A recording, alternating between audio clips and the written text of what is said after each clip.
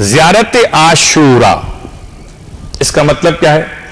10 محرم کے دن پڑھی جانے والی زیارت. تو کیا کوئی 10 محرم کے دن کے علاوہ اگر پڑھے تو گناہ کرتا ہے؟ اگر کوئی 10 محرم کے دن کے علاوہ پڑھ لے تو آپ کہیں گے جی مولانا وہاں تو روایت ملتی ہے کہ حجت خدا علیہ الصلوۃ والسلام ارشاد فرماتے ہیں کہ تم پر 3 باتیں لازم ہیں تم ہمارے شیعہ ہو اگر تو. ایک نماز شب، ایک زیارت جامعہ اور ایک زیارت عاشورہ. تو جواب آپ کی خدمت میں یہ کہ ٹھیک ہے اگر امام کی تاکید نہ ہو، مثلا تو اگر کوئی امام کی تاکید کے بغیر بھی پڑھنا چاہے زیارت عاشورہ محبت امام میں، تو کیا اس کے پڑھنے سے اسے روک دیں گے آپ؟ جی نہیں. اس طرح زیارت عاشورہ آپ روز پڑھ سکتے ہیں اور کوئی پابندی نہیں ہے، البتہ عاشور کے دن مت بھولیے گا. روز پڑھ سکتے ہیں.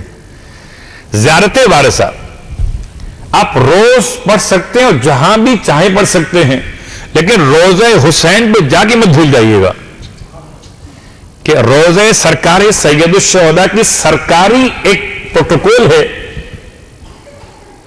امام کے روزے پر جانے کا طریقہ معصوم یہی ہے کہ زیارت وارثہ پڑھی جائے. مثلا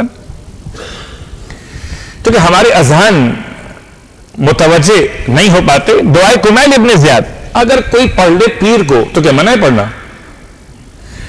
اگر کوئی دعائے توسل پڑھ لے ہفتے کو کیا منع ہے پڑھنا؟ نہیں.